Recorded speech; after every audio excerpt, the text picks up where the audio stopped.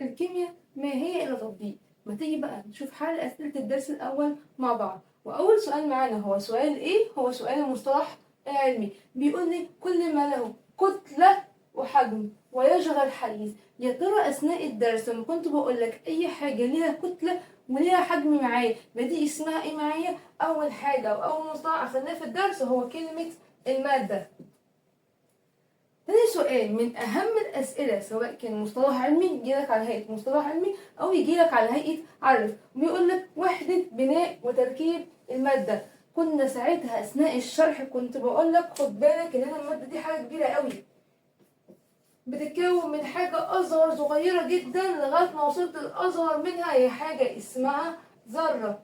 لما أجي أقولك في الامتحان وحدة بناء وتركيب المادة، ساعتها تقول لي كلمة إيه؟ ساعتها تقول لي كلمة الذرة.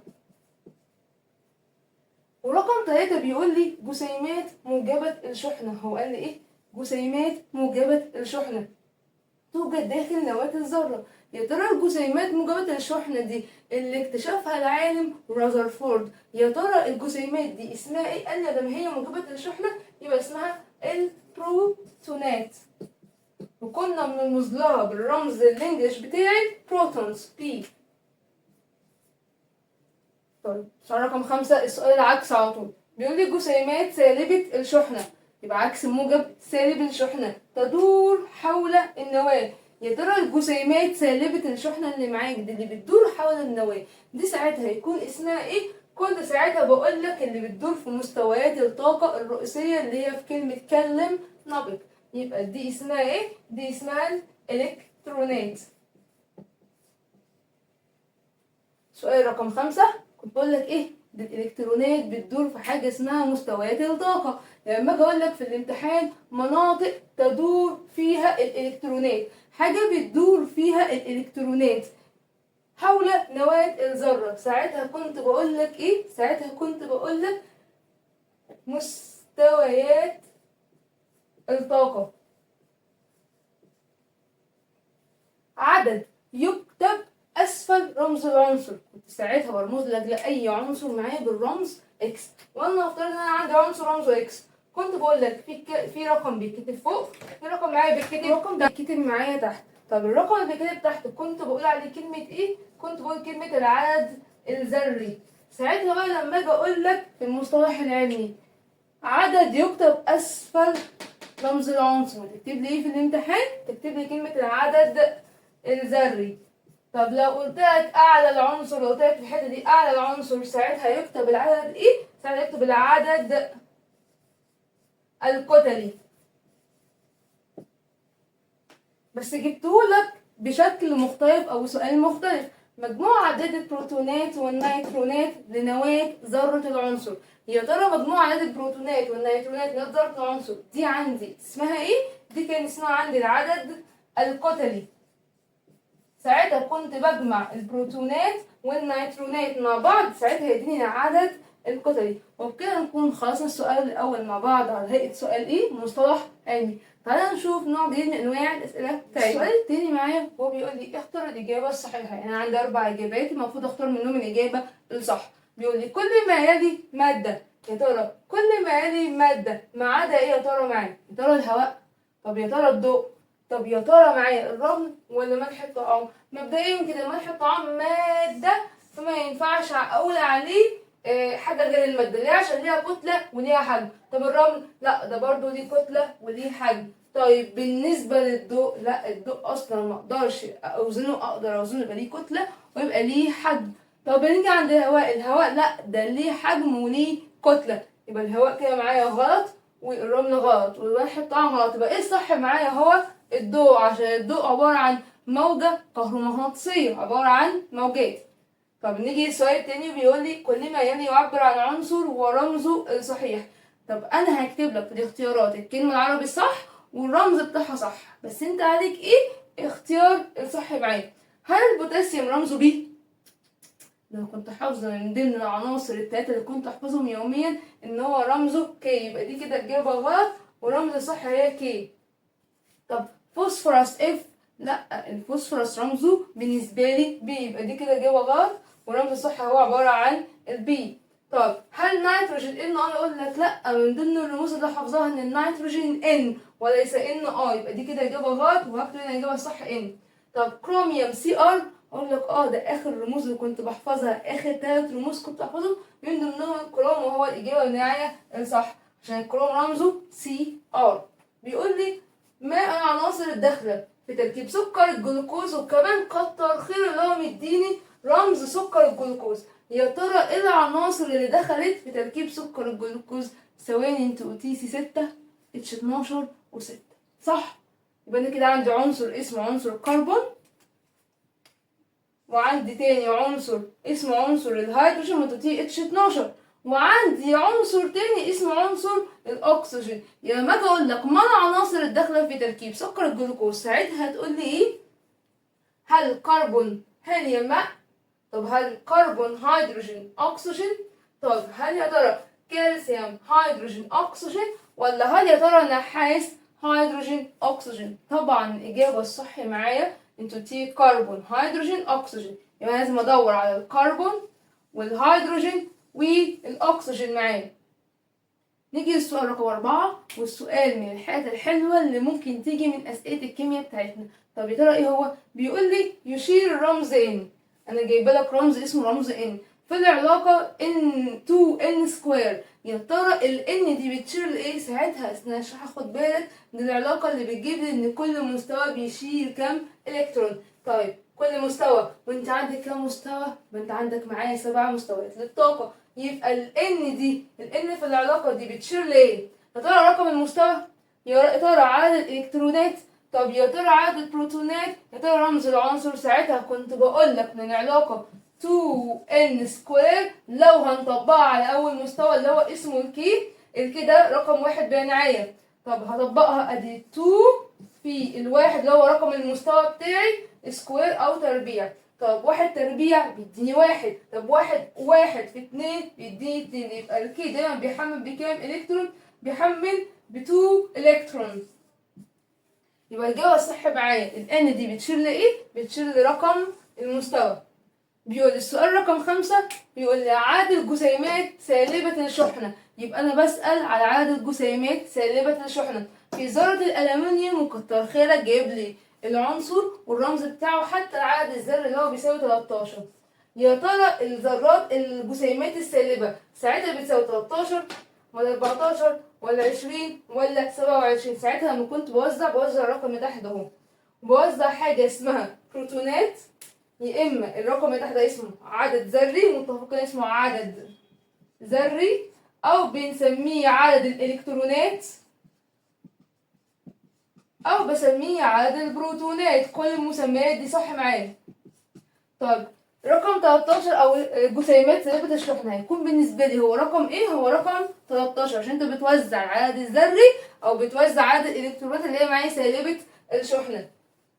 بيقول لي يحتوي مستوى الطاقة ال، يبقى بس على مستوى الطاقة ال في ذرة السيليكون 14، وبيقول لي كاتب لك الذرة اسمها سيليكون والرقم العدد الذري بتاعها هو 14. الذرة بتحتوي على كام الكترون في المستوى ال؟ قبل ما تفكر وقبل ما تضرب ارقام تعالى وزع معايا الذرة دي هي كام؟ سيليكون 14، يعني انا يوم ما اوزعها هقول الكي بتشيل 2 الكترون، وصلت ل 14 لا لسه ما وصلتش، والال معايا هتشيل 8 وصلت لل 14، اقول لك لا ده 2 و8 لسه بيساوي 10 معايا. طب هتوزع في دي الام هتشيل كام؟ ده الام هتشيل 4، 2 و8 معاك 10 و4 يكون 14. يبقى المستوى المستوى اللي انت بتسأل عليه ده هو ده المستوى اللي معايا اللي بسأل عليه. يا ترى بيشيل كام الكترون معاه؟ هل 2 الكترون؟ طب هل 3 الكترون ولا 8 الكترون ولا 18 الكترون؟ هقول لك لا طبعا هي بالنسبه لي 8 الكترون. والسؤال السابع والاخير بيقول لي تتفق نظائر العنصر الواحد على كل مما يلي ما عدا. يا ترى هم كلهم بيتفقوا على حاجه واحده ما عدا، يا ترى ما عدا ايه؟ عدد ذري؟ اقول لك لا هي حاجه موحده كانت H12 H1 H11 H12 H13، يعني معنى كده عدد ذري كده موحد. طب هل يا ترى عدد البروتونات؟ اقول لك مع عدد البروتونات هو عدد الذري يعني حاجه موحده 1 1 1. طب هل عدد النيوترونات؟ لا ثواني، النيوترونات اللي هي من ضمن عدد الكتل يعني بتختلف، انت قلتي 1 H11 لا اتش واحد اتنين اتش واحد تلاتة، يبقى معنى كده مين اللي بيختلف معاك؟ هو عدد نيترونات. طب لو كتبت لك عدد البروتونات لا بتتفق مع العدد الذري عشان هم كلهم حاجة واحدة. طب عدد الالكترونات برضو بيتفق مع العدد الذري عشان عدد البروتونات بتساوي عدد الذري بتساوي عدد الالكترونات. تعالى نشوف سؤال تاني مع بعض من الأسئلة بتاعتي، أسئلة حلوة واللي فيها تركات معايا. ايه هو السؤال؟ بيقول لي العالم نقط، احنا كنا درسنا اكتر من عالم في الدرس بتاعنا. العالم نقط وضع اول نظريه، كنت ساعتها بقول لك خد بالك شوف مين وضع النظريه عن بنيه الذره، وشوف مين اللي وضع نموذج او رسم ايه هي الذره بتاعتي. يبقى العالم نقط وضع اول نموذج علمي عن الذره. تعالى نفصل لغايه هنا الاول. مين اللي وضع اول نظريه؟ ساعتها قلت لك ده اللي وضع اول نظريه العالم الكيميائي معايا هو العالم دالتون. طب ومين بينما العالم نقط معرفش زيك انا معرفش وضع اول نموذج او اول رسمه للذره بتاعتي على اساس تجريبي. يا ترى مين العالم اللي رسم للذره نموذج تجريبي ليه؟ هو العالم رازرفورد. يبقى هنا رازرفورد. طب السؤال رقم 2 بيقول لي بروتونات جسيمات نقط. يا ترى بروتونات جسيمات ايه معايا؟ خد بالك انا عندي حاجه موجبات للشحنه وعندي حاجه سالبه للشحنه وعندي حاجه متعادله للشحنه اللي هي موجب وسالب مع بعض. طب بالنسبه للبروتونات بقى جسيمات ايه معايا؟ قلت لك ساعتها هي الرمز بتاعها ب وهي موجبه الشحنه. بينما الالكترون جسيمات ايه يا ترى معايا؟ ساعتها قلت لك دي جسيمات ضئيله جدا من حيث الكتله وهي سالبه الشحنه معايا، كنت برمز لها باي ماينس. خد بالك الاي ماينس وهي سالبه الشحنه. سؤال رقم 3 بيقول لي الرمز الكيميائي. سؤال حلو، يعني لو ما جاش سؤال مقالي ممكن يجي سؤال اكمل. لعنصر الفوسفورس، يا ترى هو ايه؟ كنت ساعتها من ضمن الشرح اللي من ضمن الثلاث عناصر اللي كنت بحفظهم معاك وهو رمزه البي. بس خد بالك لما بكتب رموز يبقى لو هو بيتكون من حرف واحد يبقى الحرف ده كابيتال، لو بيتكون من حرفين اول حرف كابيتال تاني حرف سمول. بينما الرمز الكيميائي لعنصر نقط هتستهلك السؤال، كنت دلوقتي محتاجه منك ايه؟ تكتب الكلمه العربي بتاعتي هو اف اي. طب ايه الاف اي ده؟ هو الحديد، يبقى العنصر الحديد هو الرمز بتاعه اف اي.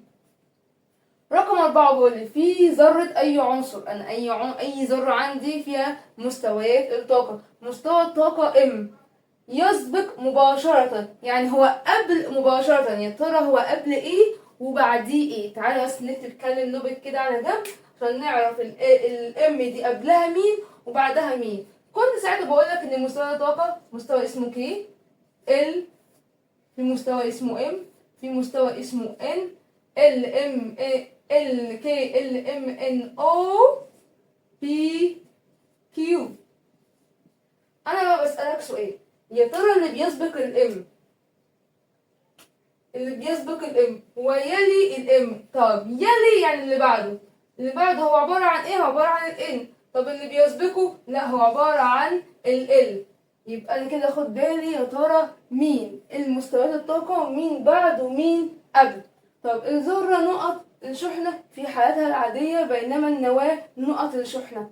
يا ترى الذرة ايه بالنسبة للشحنة بتاعتها؟ لا ده الذرة موجبات الشحنة. يبقى انا هكتب كلمة ايه؟ لا انا هكتب هنا كلمة موجبات الشحنة. الذرة متعادلة الشحنة. يبقى الذرة معايا هنا ايه؟ الذرة كنا ساعتها بنكتب حتة موجب وحتة سالب، هنا متعادلة الشحنة. طب النواة قلت لك ده جوه الذرة حاجة صغيرة جدا موجبة الشحنة، كنت بسميها مصطلح النواة. يبقى انا هكتب هنا كلمة موجبة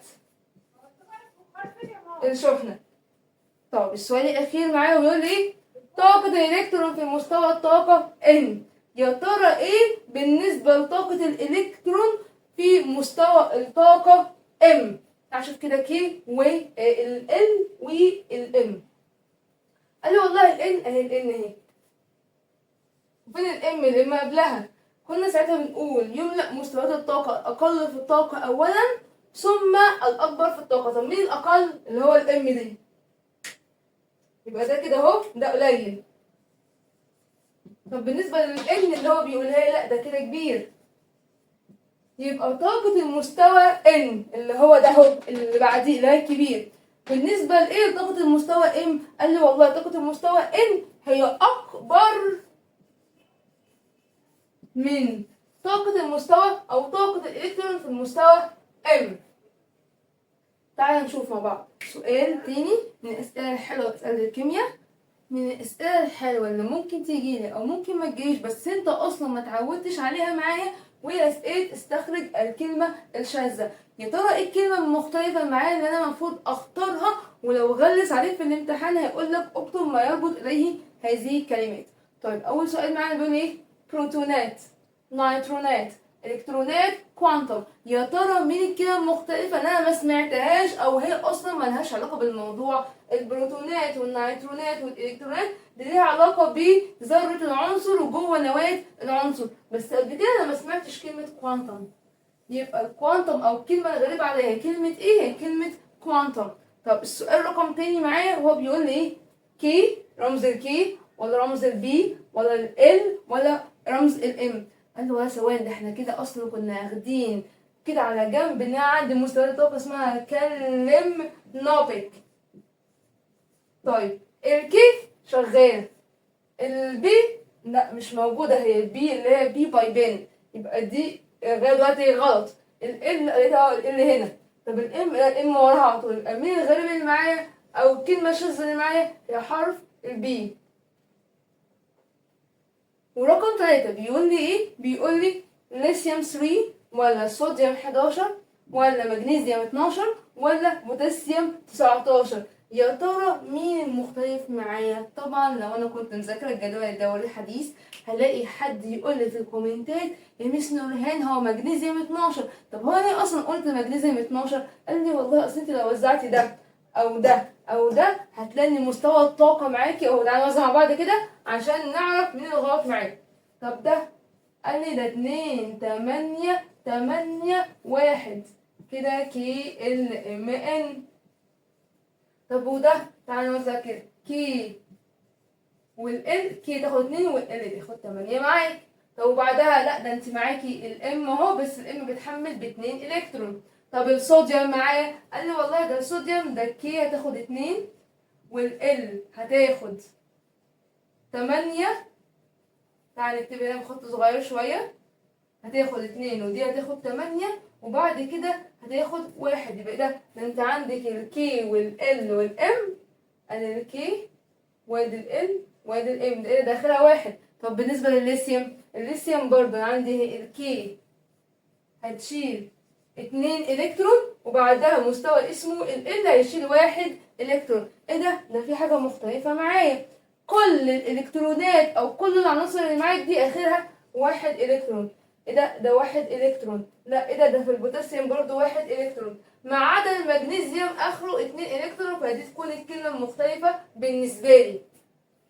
بيقول لي وضح التوزيع الالكتروني للعناصر التاليه. يعني انا هجيب لك عنصر وهقول لك وزعه لي الكترونيا. طب لو انا عندي اكسجين 8 16 هوزعه ازاي؟ قلت لك اي سؤال في التوزيع ده مضمون في الامتحان، فبتيجي نوزع واضمن الدرجه بتاعتي مبدئيا. انا بوزع ايه؟ انا بوزع الرقم اللي تحت، الرقم ده سيب بقى اي رقم من الارقام، لو 3 او 10 حاليا في المساله بتاعتي، او رقم 8. طب هوزعه ازاي؟ خلينا في الليثيوم 3.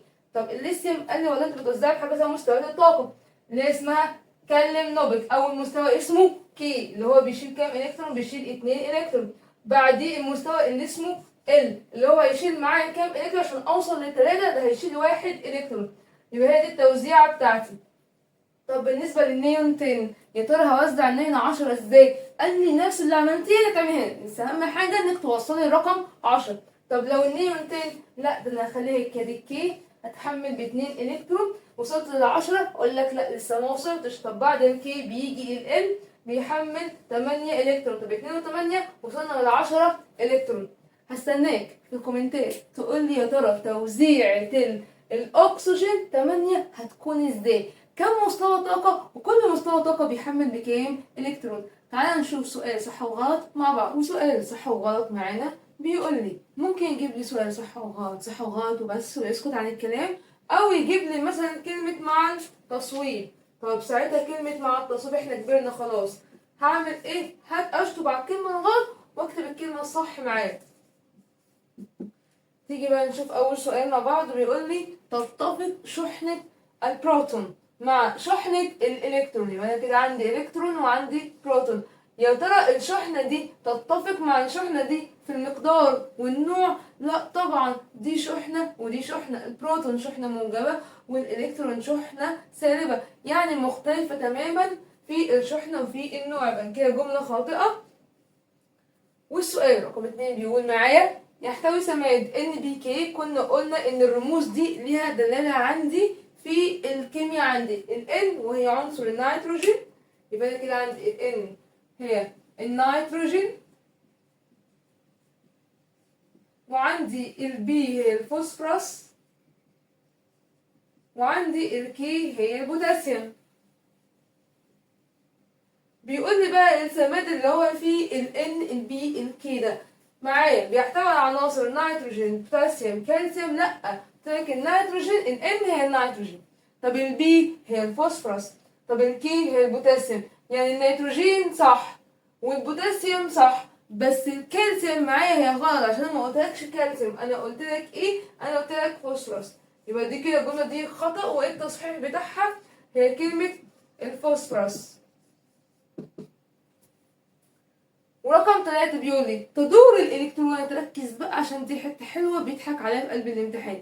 تدور الإلكترونات داخل النواة في مستويات الطاقة. يا ترى الإلكترونات بتدور داخل النواة؟ قال لي لا ثواني، هي مش داخل النواة، هي حول النواة في حاجة اسمها ايه. يعني أنا كان عندي هنا النواة بتاعتي اللي كان فيها مثلا كان 11 بروتون.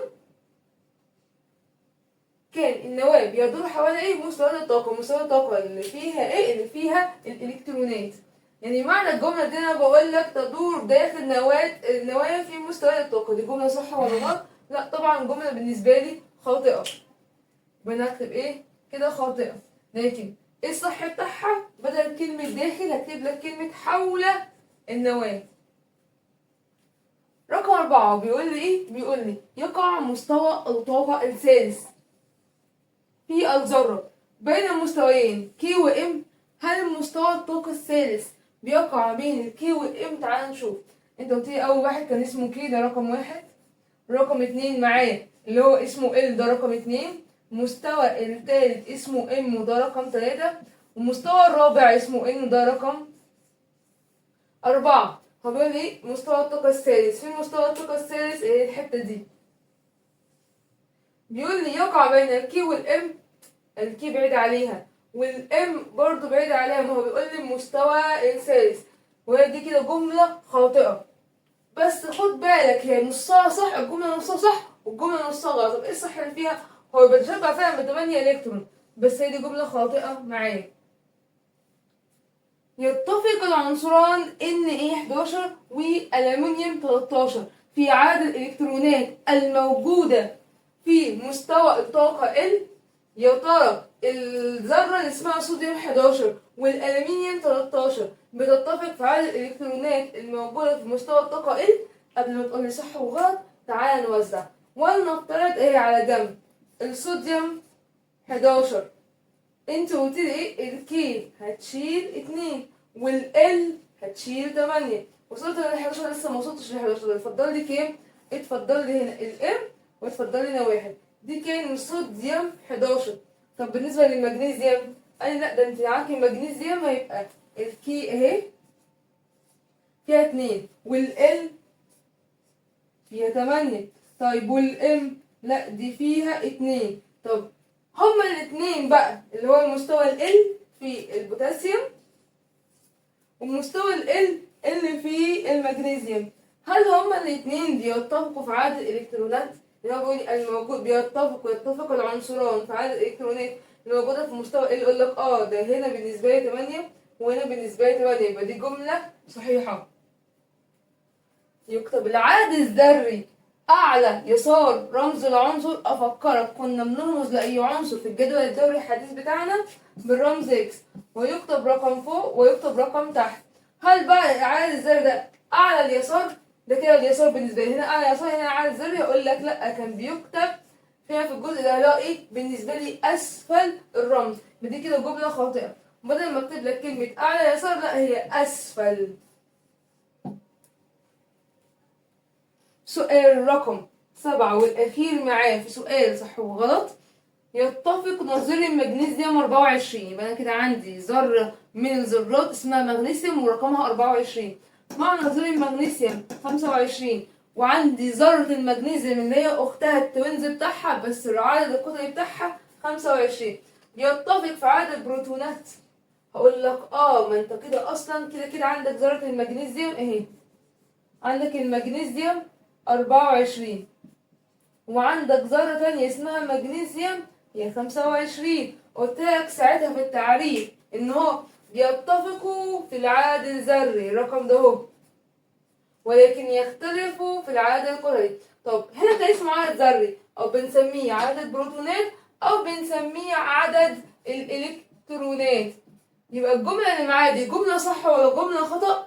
هستناك في الكومنتات تقول لي يا ترى الجملة الأخيرة معايا دي يتفق نظير المغنيسيوم مع 24 مع نظير المغنيسيوم 25 في عدد البروتونات، يا ترى الجملة دي معايا صح ولا غلط؟ هستناك في الكومنتات تجاوب عليا. تعالى نشوف السؤال اللي بعده. من الأسئلة المقالية الحلوة اللي ممكن أقابلها معاك وهو سؤال إيه؟ هو سؤال قارن بين، وجايب لك ذرتين معايا، ذرة اسمها اكس 13 27 وذرة اسمها واي 16 32، وبيقول لك قارن ما بين الذرتين مرة من حيث عدد البروتونات، مرة من حيث عدد الإلكترونات، مرة من حيث عدد النيوترونات، مرة من حيث عدد الذري، مرة من حيث التوزيعة الإلكترونية. وهسيب لك حاجات تحلها وحل حاجات معاك مفاتيح أساسية معاك. تيجي نقارن ما بين الذرتين. هو قال لي ذرة اسمها اكس عددها 27 13 وذرة اسمها واي انا معرفهاش برضو بس عددها 32 16.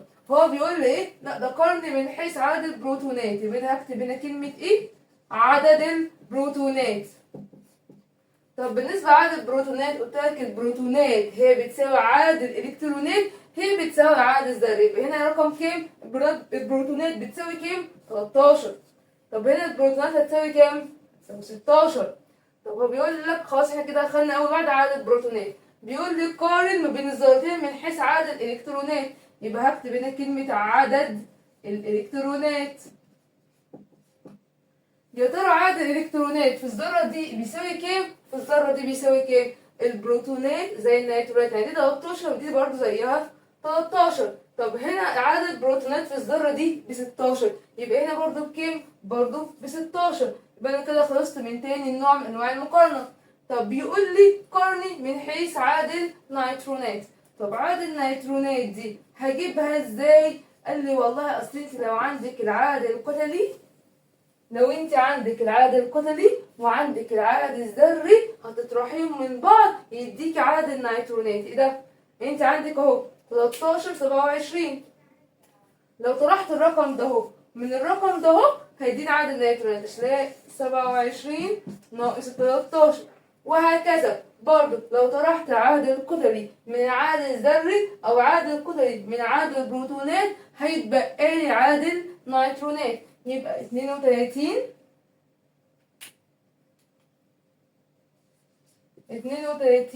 ناقص 16 ساعتها هيديني عدد النيوترونات.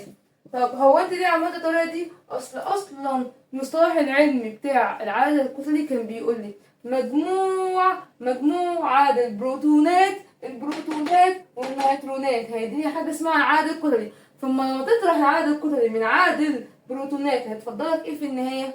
عدد نيوترونات.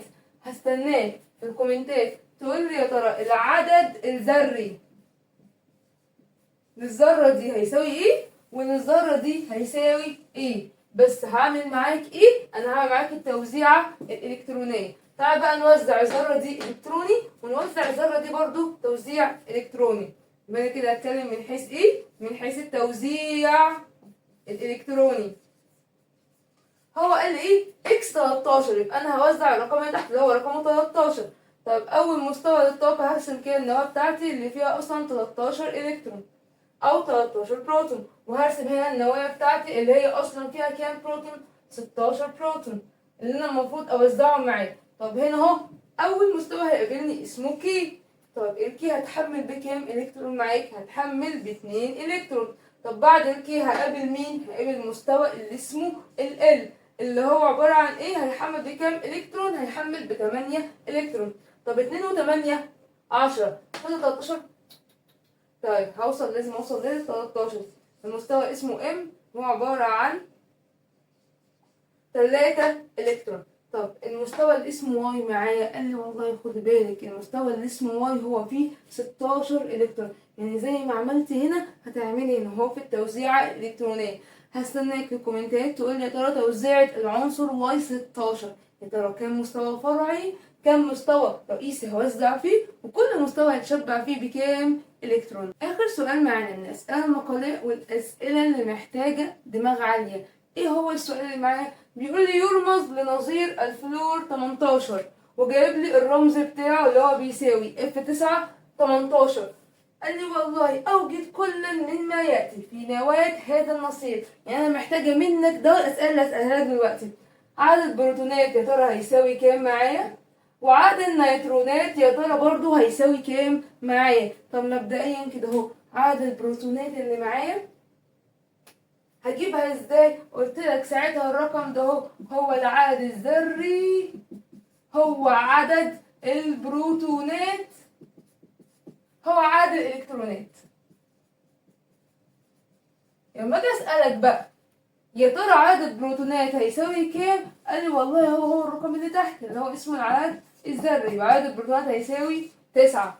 طيب لما اجي اسالك على عدد النيترونات، يا ترى النيترونات هيساوي كام؟ النيترونات اللي هي جايه من العدد الكتلي، اللي هي بيقول لي ايه ده؟ العدد الكتلي بيقول لي مجموع عدد البروتونات والنيترونات معا. يبقى انا عشان اجيب عدد النيترونات هعمل ايه؟ هطرح ده ناقص ده. يبقى عشان اجيب عدد النيترونات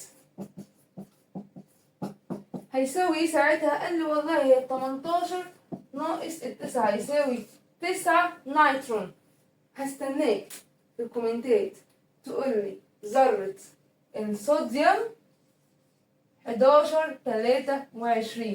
يا ترى ذرة الصوديوم 1123 دي عدد البروتونات هيساوي كام؟ وعدد النيترونات يا ترى معايا هيساوي كام؟ واشوفكم في شرح درس جديد مع بعض من دروس الكيمياء المشيقة معانا. إلى اللقاء.